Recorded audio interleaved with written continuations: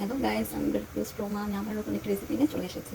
তো আজকে আমি যে রেসিপিটি দেখাবো সেটা হচ্ছে পাবদা মাছের টমেটো দিয়ে পাবদা মাছটা রান্না করা হয়, সেই রেসিপিটা আমি আজকে আপনাদেরকে দেখাবো।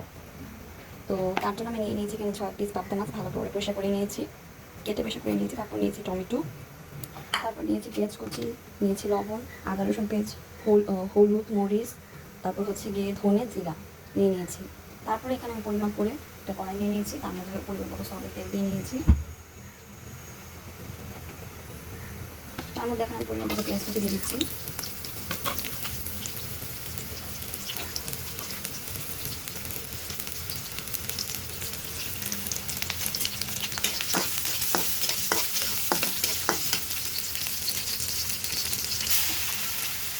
এখানে একটা চামচের মতো আদা রসুনের পেস্ট দিয়ে দিয়েছি।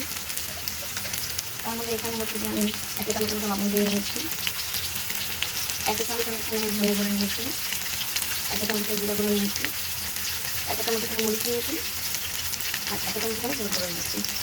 ভালো করে তুমি মশলাগুলোকে মিক্স করতে হবে। মশলাগুলো যেন পেটে পুড়ে না যায়, তারপরে এখানে আমি পরিমাণ মতো পানি মিক্স করেছি।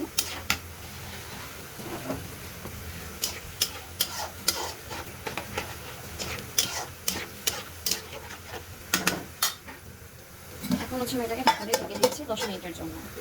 তো আমি এখন হচ্ছে ঢাকা দিয়ে ভালো করে সরিয়ে নিয়েছি। তো আমি এখন আবার একটু পানি দিচ্ছি।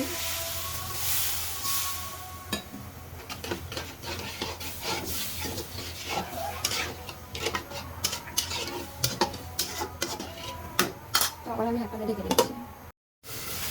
তো আমি এখন ঢাকা উঠিয়ে নিচ্ছি। দেখতেই পাচ্ছি আমার মশলাটি ভালো মতো করে কষানো হয়ে গিয়েছে। এই পরিমাণে আবার আমি আরেকটু পানি দিয়ে দিব।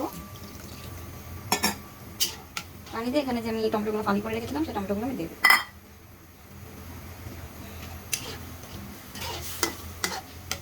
এরপরে আমি আবার একটু পরিমাণ মতো পানি দিয়ে এটাকে আমি ঢাকা দিয়ে রেখে দেবো টমেটোগুলো গলে যাওয়া আগ পর্যন্ত। টমেটোগুলো অলরেডি হচ্ছে গিয়ে ভালো করে গলে গিয়েছে। তো আমি এখন এই মোমেন্টটা হচ্ছে গিয়ে মাছগুলো দিয়ে দিচ্ছি।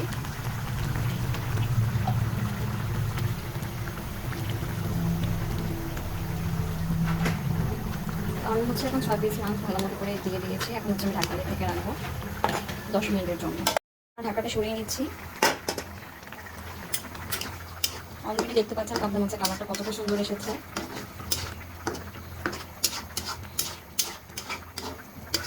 10 মিনিট পর পাবদা মাছটাকে চুলা থেকে নামিয়ে নিব।